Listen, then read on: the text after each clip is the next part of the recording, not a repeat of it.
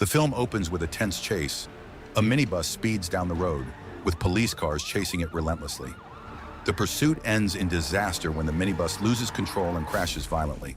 From the wreckage, an injured man manages to climb out. His name is Vikram Sethi, a famous novelist from England. Even though he is limping and wounded, Vikram chooses to keep running, moving away from the crowd as the police close in.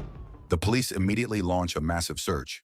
Two officers, Kadam and Tambi, follow the trail to a house they suspect Vikram may be using as a hiding place. But just as they are about to check inside, an aggressive and surprisingly smart guard dog blocks their way, forcing them to back off. As they are about to leave, a woman named Maya stops their vehicle. With an unreadable expression, she invites the officers into the house.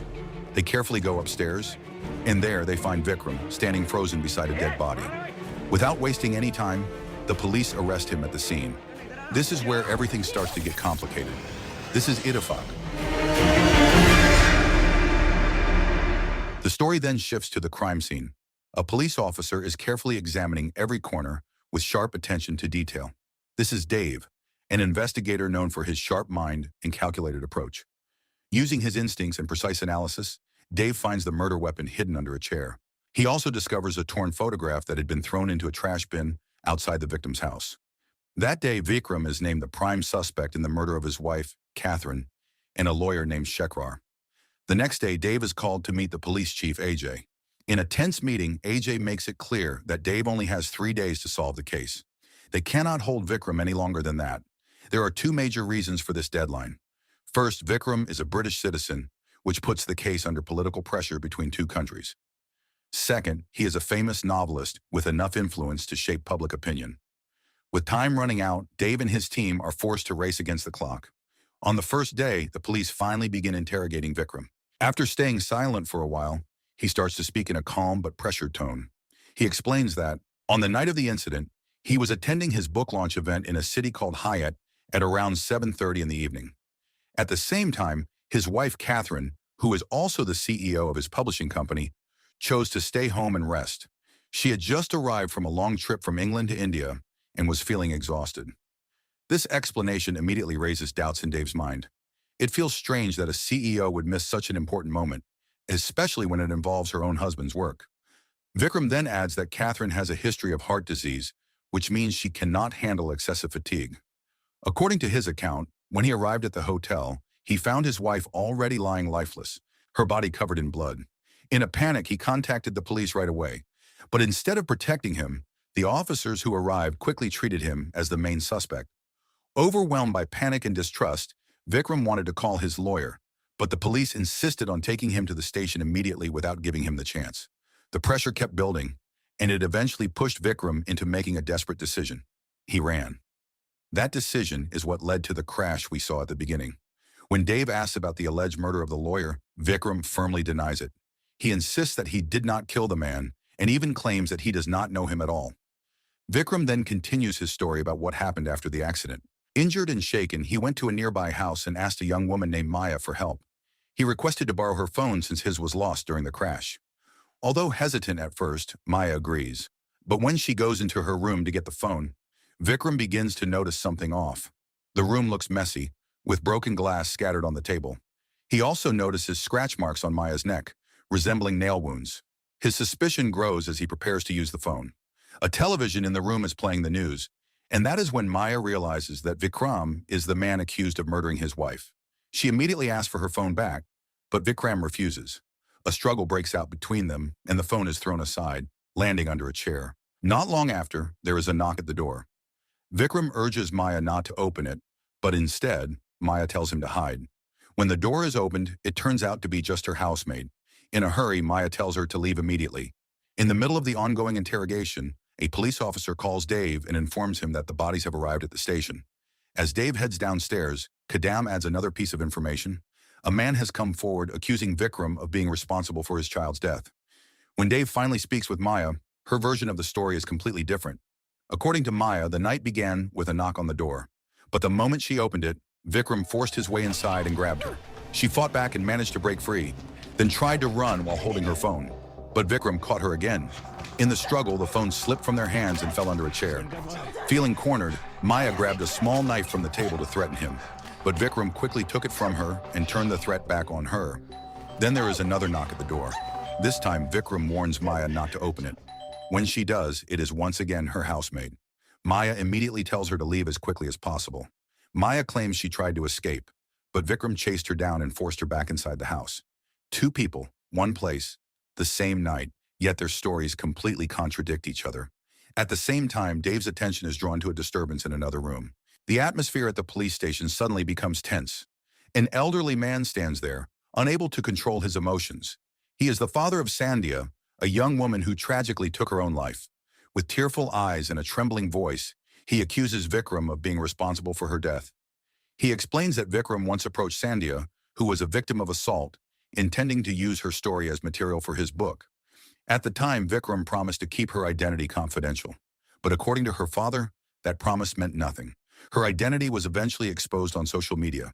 Her privacy was destroyed, and the pressure kept building until she made a tragic decision. Now her father demands justice, and in his eyes, Vikram is the one who must be held accountable. As the second day begins, Dave continues the interrogation, focusing on both Vikram and Maya. He tries to piece together the truth from two stories that keep contradicting each other. According to Vikram's version, the night actually started off calm. Maya was friendly, offering him a drink and even helping treat his injuries. When asked about the broken glass on the table, she claimed it was just an accident, saying she had knocked over a pot.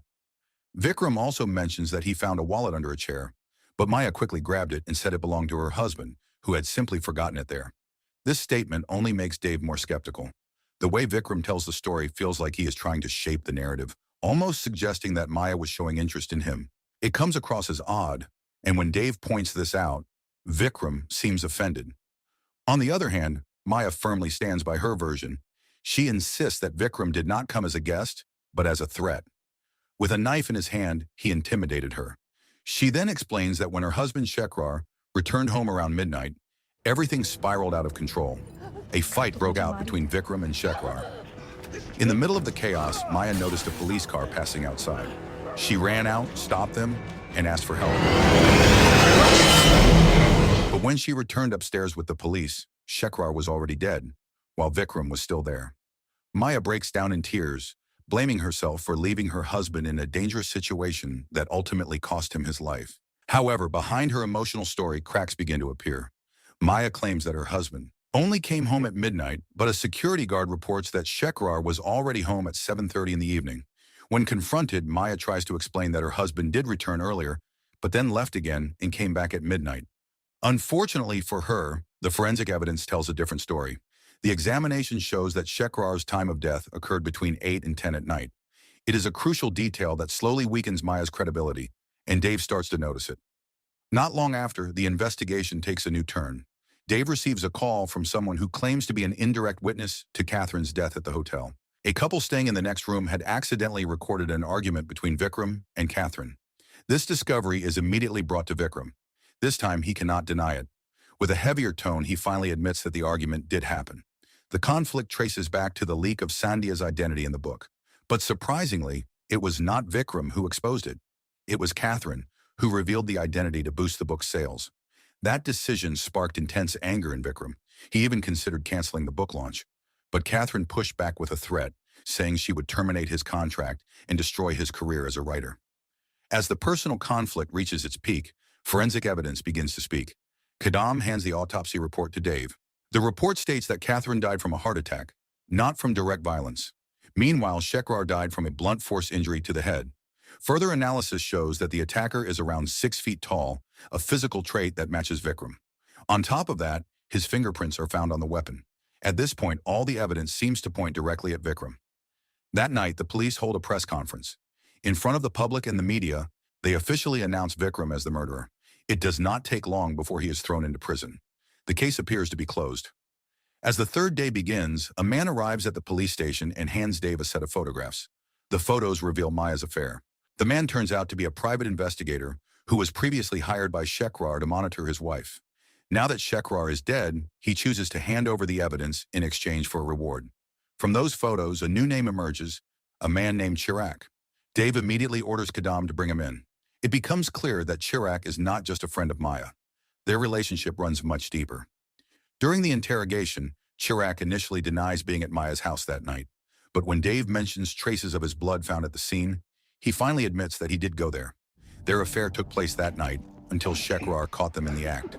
Shekrar's emotions explode, and he demands a divorce on the spot. Maya tries to calm the situation, calling it a misunderstanding, but the tension quickly turns violent.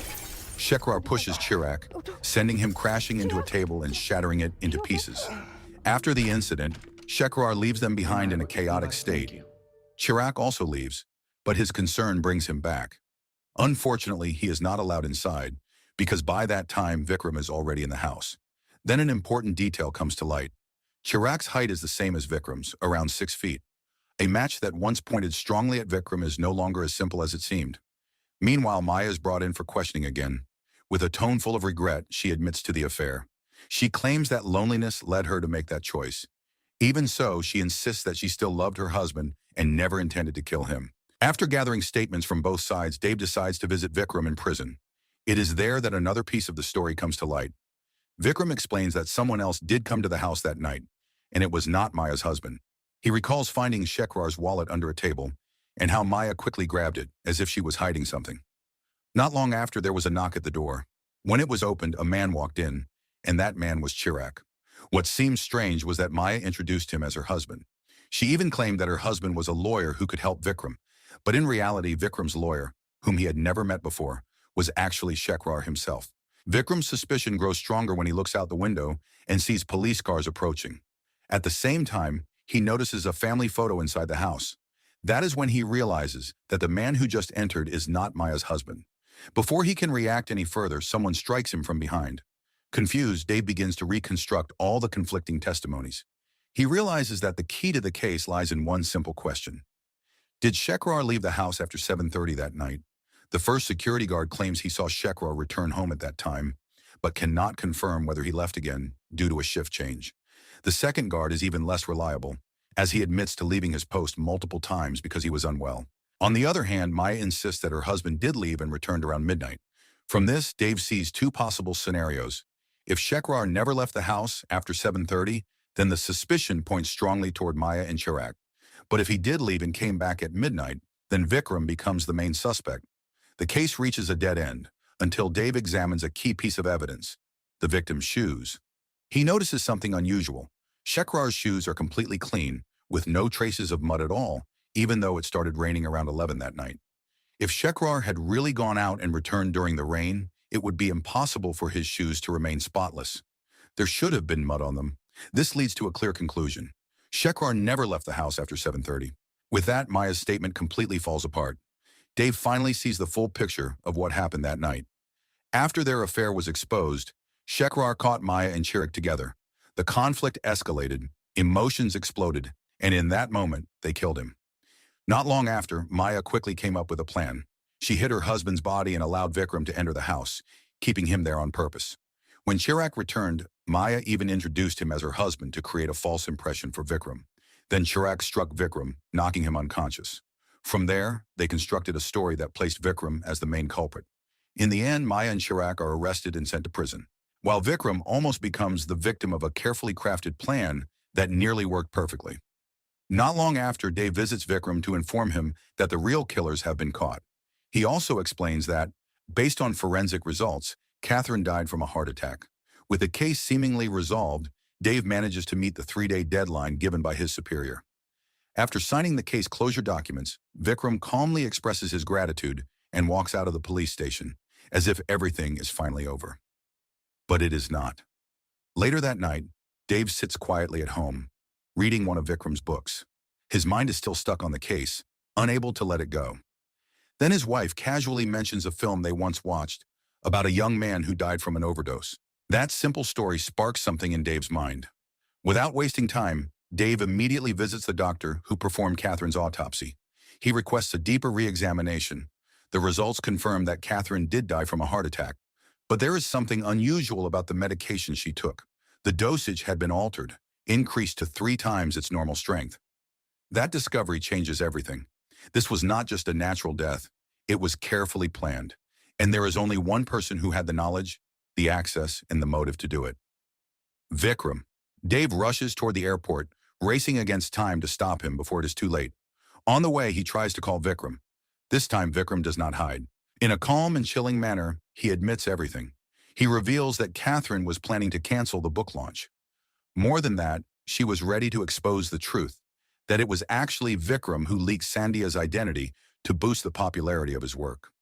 Vikram also confesses to killing his lawyer, Shekhar, after discovering documents that showed Shekhar and Catherine were planning to reopen Sandhya's case to the public. But what makes it even darker is what happened at Shekhar's house. By pure coincidence, Vikram discovered evidence of Maya and Chirak's affair. And like a writer crafting a story, he used that coincidence to his advantage. He redirected suspicion toward them. He even cleaned the mud from Shekhar's shoes to make it look like the victim had never left the house. By the time Dave finally arrives at the airport, the plane carrying Vikram has already taken off for England. He can only stand there, watching as the one person who knows the full truth disappears beyond the reach of the law. As the sound of the plane fades into the distance, one thought keeps echoing in his mind. Others use the truth to lie. He used coincidence. And with that, the story comes to an end. So the moral of the story is, if a novelist offers you a plot twist in real life, just run, because you are probably already part of the script.